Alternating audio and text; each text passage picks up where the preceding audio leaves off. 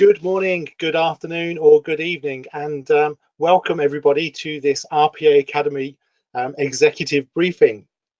Over the next 30 minutes, I'm going to try and explain the different types of RPA, the reality of challenges in terms of selecting the right vendor, provide a view of what's going on in the market, and hopefully leave some time for some questions at the end too. I've packed a lot into a 30-minute session, so I'm going to jump right in, but do familiarize yourself with the option screen and particularly around the questions, because I do want to spend some time at the end answering some of your questions. So I'm Rob King and I'm your host today. So jumping right in. This is me. I'm the VP of product for the RPA Academy. I also look after all the activities in the UK. And in my spare time, I also wrote a book called Digital Workforce and do a little bit of consulting. The book Digital Workforce is probably the most important part of this introduction. It's a book that basically takes you from what is RPA, how might I use it, how do I select the right vendor, and then how do I implement a pilot and grow. And that's really sort of largely the content I'm going to try and squeeze in to the next 30 minutes. So we've got a lot of material to cover. So please get ready and let's get going. So whenever I present at conferences, I generally ask 3 questions, and these are the three questions that come up. Have you ever heard of robotic process automation? Have you seen it? And have you used it? And one of the things that I think may surprise you joining the webinar today is actually how many people sort of answer positively to these questions. I've done 2 conferences in the last month and a half, and both of those were for audiences of around 50 people. And when I asked the very first question, have you heard of robotic process automation? You would be surprised to hear that relatively few hands went up. So by the time you get to the second and the third question, you've actually got fewer and fewer hands. So if you're in that category and you think you're sort of falling behind or should have been involved in RPA sooner, then you're wrong. And actually, you're sort of in the pack, and lots of other people are in exactly the same place. But this is an opportunity for me to sort of get used to the software, and I'm going to run a quick poll now. So I'm going to stop talking for a second, and I'm going to select this poll to sort of see, have you seen robotic process automation? So this is a yes/no answer. And you should see on your screen now a poll appearing, so we can start to get a feel for this audience. So we've got 39 people in the audience today so far. Let's see how many people have seen it and how many people haven't. So giving you some live figures, I can see them on my screen in front of me. About 88, 90 are saying yes, 20. Oh no, so it's all to play for. So I'll just give that poll a second. So basically, I think there are a lot of myths out there that people are more advanced in RPA than perhaps people first believe, and that actually, lots of people are at the beginning of their journey. And I think that's partly the reason for the executive briefing today. And it's interesting that sort of the no's are coming in at around 41%. And so effectively, sort of a lot of the audience today haven't used sort of robotic process automation. So we'll have a chance to just see that. I am going to do a quick demo as well as part of the presentation today. So I'm going to close that poll for now. And we should be back on the screen. Yes, okay, great.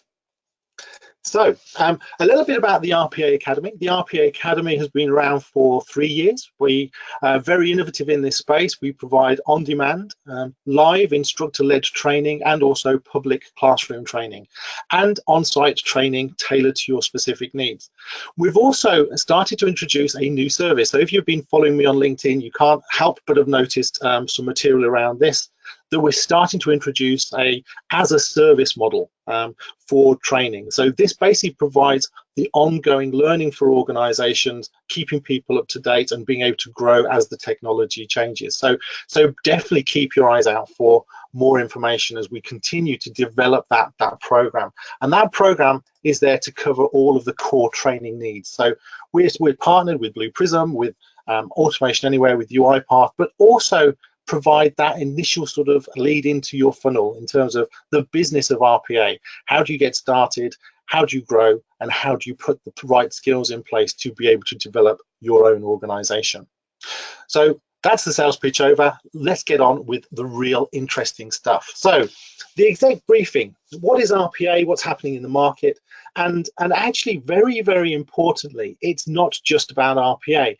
In my mind, it is the successful combination of people, processes, and organizational design that provides an effective RPA implementation. It's why I refer to it as the digital workforce. It's because when it comes to RPA, it's not like a piece of software that you might have bought in the past where you do regular upgrades. It's more like a digital person. And being more like a digital person, that means you can have a full-time digital person, a part-time digital person, and you can also sort of have digital people that need to be retrained. So there's a lot more similarities between your human workforce than a traditional piece of software. So successful implementation is about considering RPA simply as the enabler, the software simply as the enabler. What's also interesting from my point of view is that it opens doors to new and innovative solutions. Many organizations start by automating some of their existing processes, and absolutely that's the right place to begin. But how many processes do you have in your organization that you think, or opportunities do you have in your organization that you think, I would love to do that, I simply do not have the manpower? And actually, RPA opens the door to those opportunities. So it's not just about automating what you have today. It can also be about automating new and innovative products out there to your customers. And finally, I think RPA now is beneficial to businesses of every size. There are a lot of myths that it's too complicated, it's too difficult, it's too hard to use, it's too technical. I think I've probably heard all of those messages over the years. And to be honest, none of them are now true. There are many vendors out there, 30 plus at the last count, and all of them have a wide range of different capabilities and a wide range of different strengths that they bring to the table. And those different strengths are what you need to match up with your own particular needs. And whatever your particular needs and whatever your particular technical ability and whatever your particular budget, there is a solution out there that will fit your needs. So definitely if you're still new and still thinking about the opportunities for automation, then absolutely there is a solution out there that will fit your specific needs. So on to the topic of what is RPA. And in my mind, the genius of RPA is that it uses the same interface as your human workforce uses, the same graphical user interface to automate tasks. So there is no need for you to actually have quite technical capabilities, such as being able to program solutions, or being able to work with APIs, or being able to understand how SQL works to be able to access the database, because the way RPA operates is that it uses the same interface as you would use as a typical user of that system. And so really all you're doing is training the robots to follow the same steps and the same processes that you normally follow. And that doesn't require particularly any great extra skill other than the skill that you've got in the business process. So there is an ability to think about what are the logical steps and understand in detail how that process works. But in actual fact, a lot of these tools are referred to as business technologies. And the reason they're referred to as business technologies is because they are actually aimed at those business users. It's that level of expertise that is needed to be able to create the bots. So the genius, I think, of RPA is that simple ability to bring together the different systems. And actually, I also, when I talk a lot about automation, I often think of it as much about integration, i.e. being the glue that glues together the different systems, as it is about automation. Now, under normal circumstances, of course, it's the people who are the glue that glues together these different systems, but now you can use automation and RPA to be able to achieve that.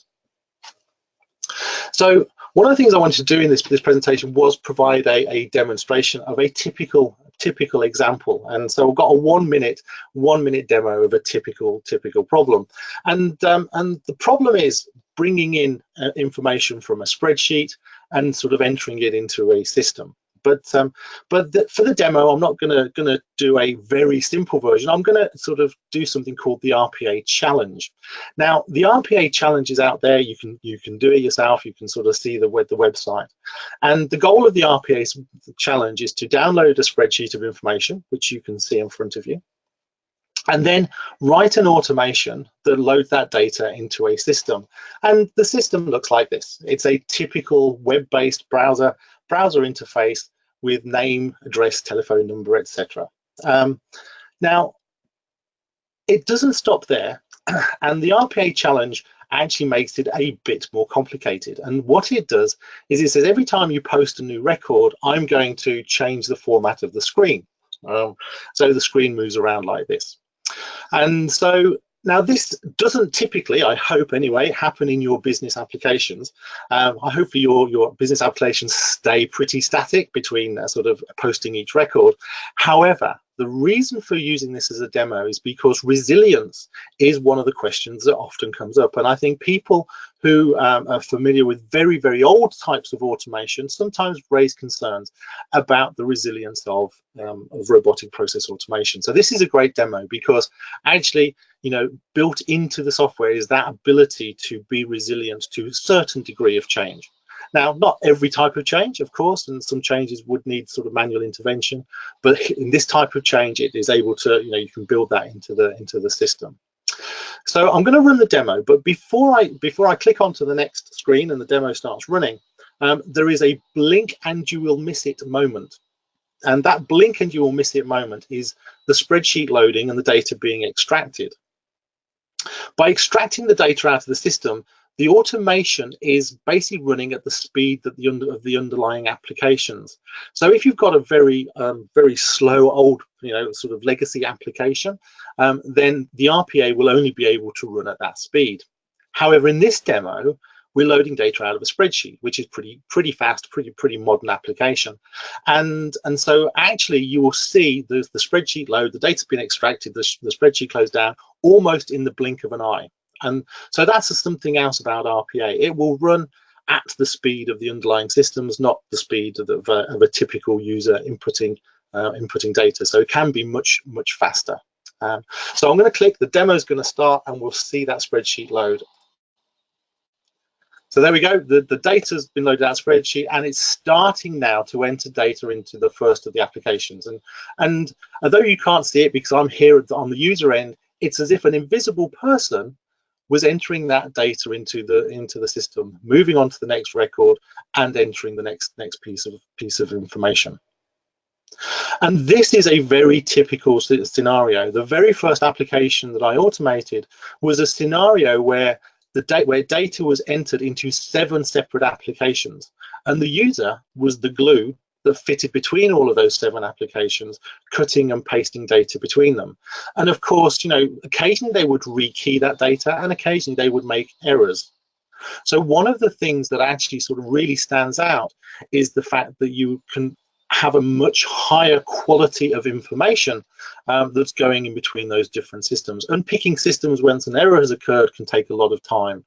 And this is a great way to ensure that quality. So while efficiency is often the very first thing cited when it comes to talking about opportunities for automation, actually quality, I think, is one of the greatest benefits. And there we see, you know, sort of we had a dozen records or so sort of entered into the system there, and that's a simple example of automation. So if you were in the category 2 from that first from that first slide, you know, have you ever seen automation? You can now definitely say you've seen an automation in action. So the automation sort of marketplace has grown dramatically, and I think although automation has been around for over sort of 10 years now in its modern form, but really it's only been in the last couple of years that it's started to get mainstream recognition. And one of the things now, of course, being predicted is it's now a multi-billion-dollar industry. You can't fail to look in the press and hear in the press about the advances in automation and the amount of money being invested. So there's a lot of people who really believe this is going to be part of the future. And in fact, so much so, people are referring to it as Industry 4.0, the next big change. So I'm thinking that the internet was the last big change. That's a significant change indeed. However, what are the big things going on in the market today? And I think, financial services were very quick to the party, and they were there because of the desire to drive out costs and reduce costs. And I think, that definitely saw a lot of big organizations get involved very quickly. But interestingly, one of the most disrupted industries is becoming business process outsourcing. If you've never come across BPO, business process outsourcing, it's typically where sort of some of your business is moved offshore, where the manpower is cheaper and therefore, sort of cheaper to operate. And lots of organizations over the last 20 years have moved significant parts of their business offshore. And one of the elements of these types of business is that they tended to be very basic tasks. They tended to be the types of tasks you could write down and define very, very clearly. They are exactly the same types of tasks that are your primary candidate for automation. And therefore, organizations are starting to bring back processes into the fold and stop outsourcing them and actually use automation as a replacement for BPO. So BPO is being significantly disrupted. And there's an important sort of factor in there, which is what are the best solutions for RPA? And when first starting on an RPA program, it's to think of it in terms of, if you had a junior member of staff join the team who knew nothing about your industry, but you wanted to put him to work, what would you put him or her to work on? And the type of tasks that you would put him to work on would be those that could be very clearly defined and followed, and that they didn't need a lot of understanding. And that's exactly the same for automation. Those are the low-hanging fruit, the very basic tasks that are great to start your automation program off. So next, I've got an increasing variety of technology, and I sort of touched on this once before, that actually, because we've now got over 30 vendors out there, we've actually got a sort of good range of different capabilities and niche capabilities suitable for all of your business needs. But the important factor there is to consider your business needs. It is sort of requirements 101, if you like, but actually sort of spending a little bit of time thinking about, automation is probably right, but how would I use it? Where would I use it? Why would I use it? Is an important factor in making sure that you select the right tool. And that's where people can go wrong. By choosing the wrong technology that isn't expandable and doesn't have the capabilities to allow them to grow, is one of the hurdles that businesses have to overcome.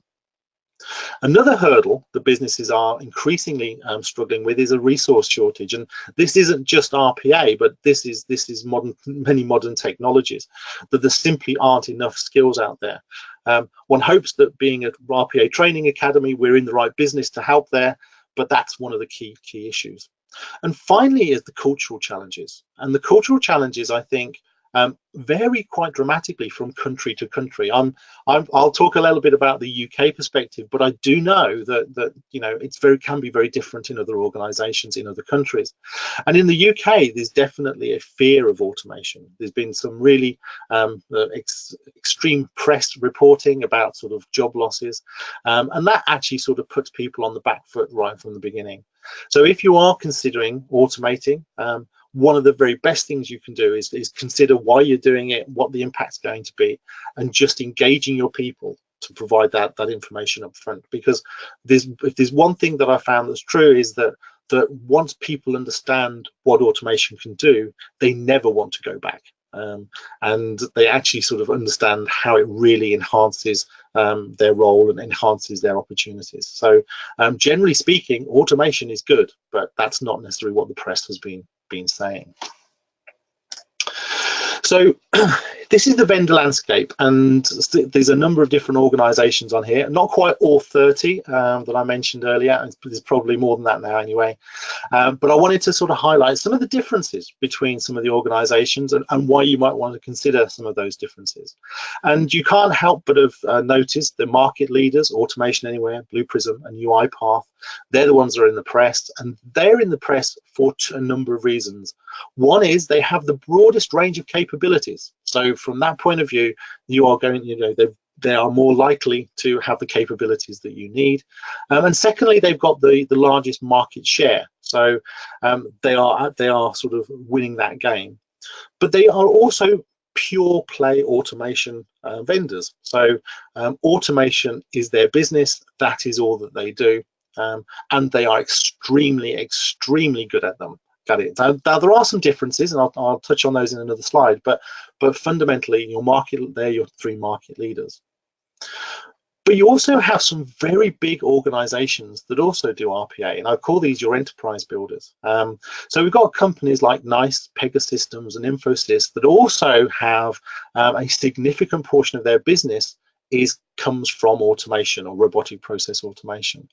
But it's simply one of the products in a suite of products that they provide.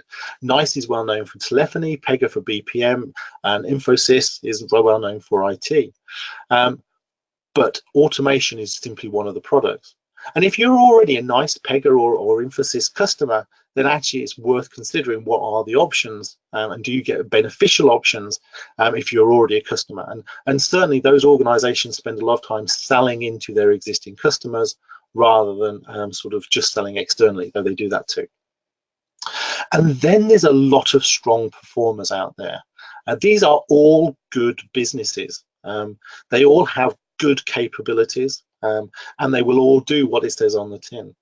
And one of the reasons to consider some of these businesses is because they are also specialized in certain areas. Certain areas, like, they're more focused at the business end in the case of Softomotive. They're strong in the AI side in the case of WorkFusion. They've got a strong finance and accounting background in this case of Redwood. So these different organizations have different specializations that may be more suited to your own specific organization.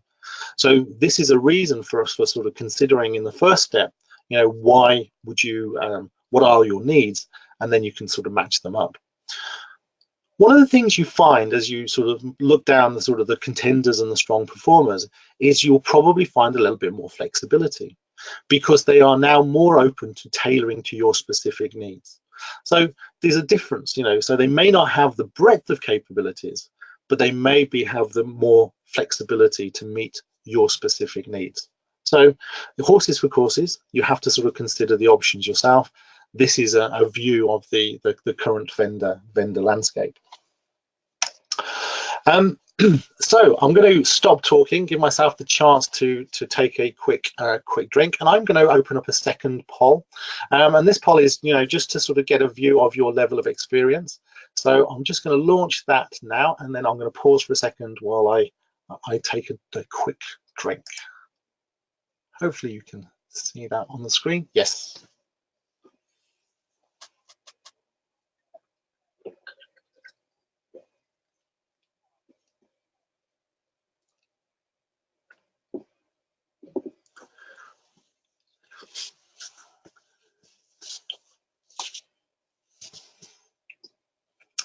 Okay, this is like being at the horse races. We've got 58% haven't started, 8% getting going, 20% small operations, 7 scaling up, and nobody operating yet at a COE. So certainly we start seeing over 50% weighted towards the front of this this poll. That's very interesting. I've still got a few votes coming in, so I'll let it run a little longer. So it definitely seems to have settled down. So the numbers we've settled, we seem to be settling in on. 47% haven't started, 33% getting going. So a lot of people still at the very beginning of their journey. So hopefully this information's very useful to you. And I've got another poll coming up later on, which is a potential follow-up topic. So definitely interested in your feedback in terms of any areas you may be interested in. So I'm going to close that poll. Oh, I've got a share button. Let me share that poll with you. There we go. So they're the results. They're the results for you to see. So nobody sort of looking to operating as a COE. A few in small operations and scaling up. So thank you very much. Thank you for joining that. Just a quick reminder, because we're sort of nearing the last section. If you do have any questions, do find the questions section, and I'll try my best to answer them at the very end. So let me hide that. Hopefully you can see my slide. Yep. Okay. So the last topic I want to sort of cover today is a little bit of jargon busting. And one of the questions that comes up a lot, there's so many terms out there: intelligent automation, robotic process automation, business process automation, etc., etc. And what are the differences between them all? And there are differences between them all, certainly from the perspective of the people who are using some of these terms. And certainly I think from a definition perspective, there are some clear distinctions. And that's what I'm going to try and cover a little bit of now.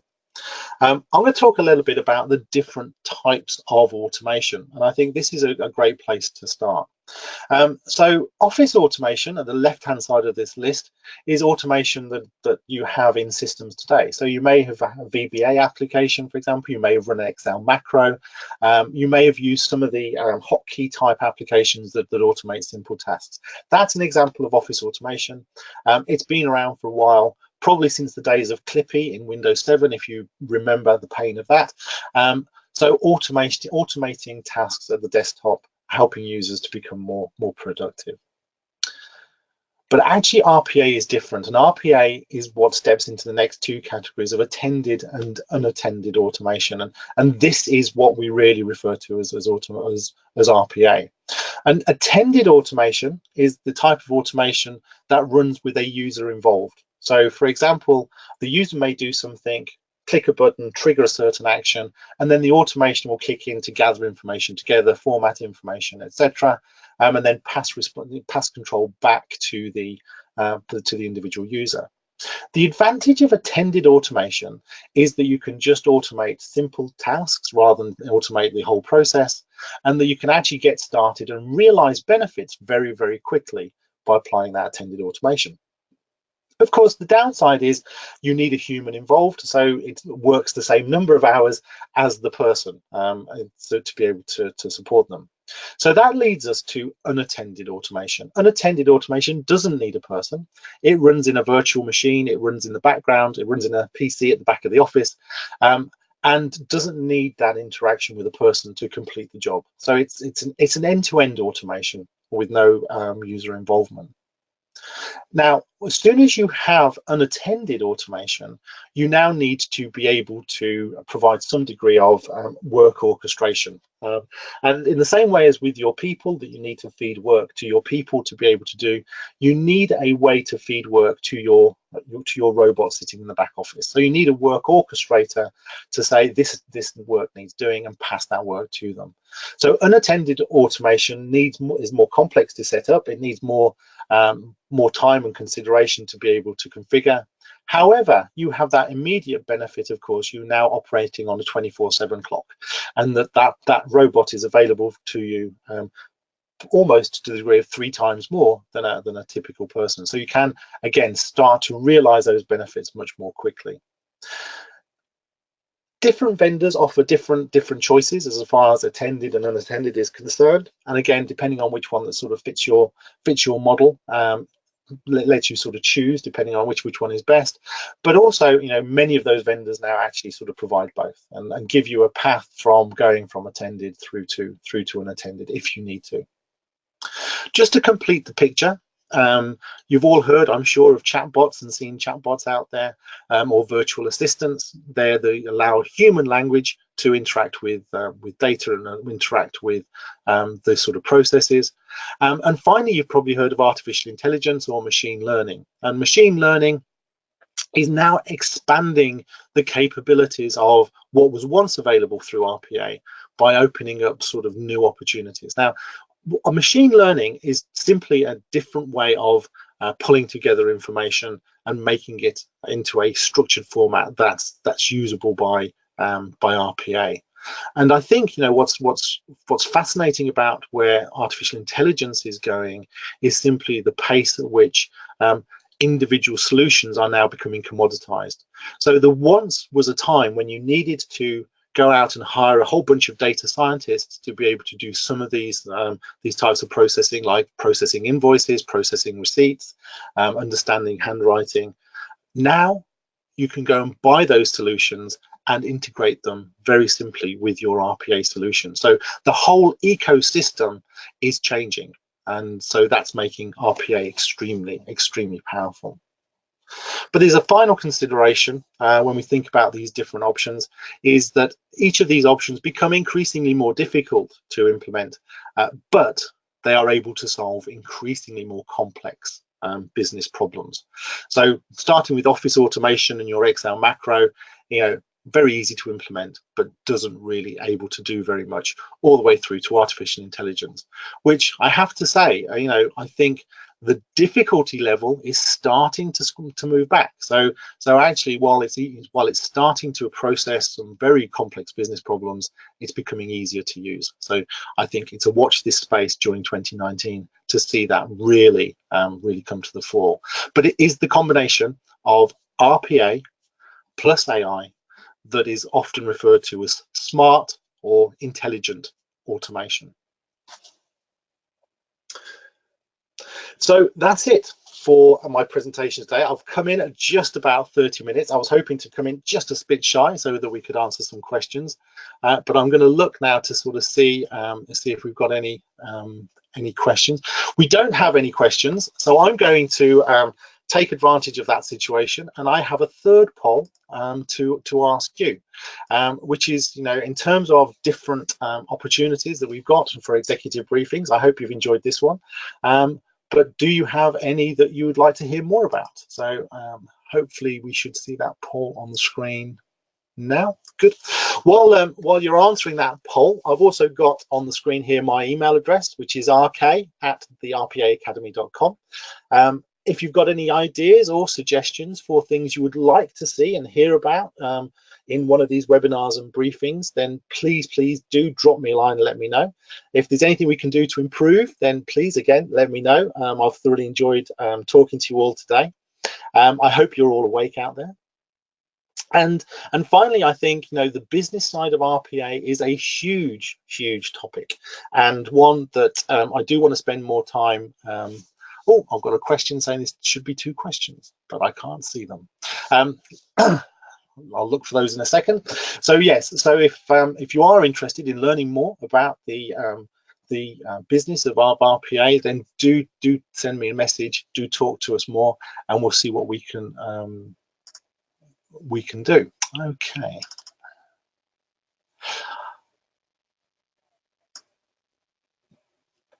I do have a question, but it just says I posted 2 questions, but I can't see the questions, I'm afraid. So if the user of that question could post a question again, we'll see what's going on. I'll look in chat, see if it's there.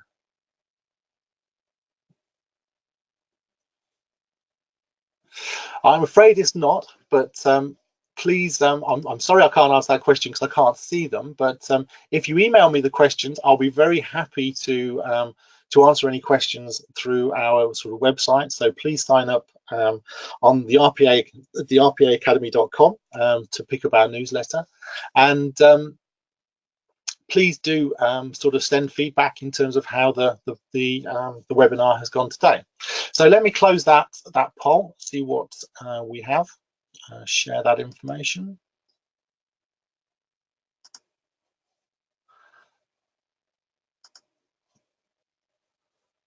Okay, so we've got 35% of people interested in how we develop the business case, and another 30% interested in information on process selection. So we'll put that into the melting pot, and hopefully sort of speak to you again and introduce some of those topics in the future. So I've got a question just come through. What is the best tool to start off with for piloting? So this is a good question, because actually, we sometimes run pilots for people with a tool that isn't necessarily the tool they're going to use in the end, because some of the tools are very, very quick and easy to operate. So, for example, some of the easier to deploy tools, certainly for running a small pilot, are tools like Softomotive, which again comes in a very sort of lightweight business focused function, but also with community editions now available in Automation Anywhere and UiPath, those are probably the second two most common types of tool for piloting. So I think it's interesting. You don't have to pilot in your final tool. The purpose of a pilot is to gain information, learn information, make conclusions. Or some organizations, if they've narrowed it down to two choices. So for example, say that they're undecided between Automation Anywhere and UiPath. They would run two pilots in parallel with the same process, bringing in both organizations to actually operate that pilot. And that's a great way to do a final evaluation before you move on and you actually make your product selection. So yes, hopefully that helps from a perspective in terms of piloting. I'm very conscious of time. Let me have a look, see if there's any more questions. Yes, we've got some more questions. Oh, it's all happening now. Now we've got lots of questions. So let's see what we can work through.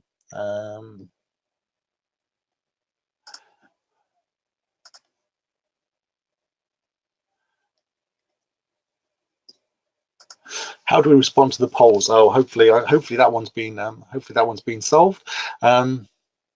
This presentation is great. Will the slide deck be available for download? Yes, we will make the slide deck available for everyone who signed up. Over the next couple of days, we'll send some extra information out to you all. So thank you for hanging in there for the whole presentation. I know people are dropping off now, but we will send that information out. Can you summarize your services for training at the end? Any events this spring, summer? Yes, we can send you a summary along with the information about sort of the upcoming events. But do subscribe to the newsletter. The newsletter is absolutely excellent. I think Sarah, who prepares the newsletter for us, is on today. So thank you to Sarah for getting that out on a weekly basis. And it contains all industry events and also our own events as well listed in there. So so please do sign up to that newsletter on the website. What are some of the what are some of the challenges current RPA implementations face during deployment and post deployment?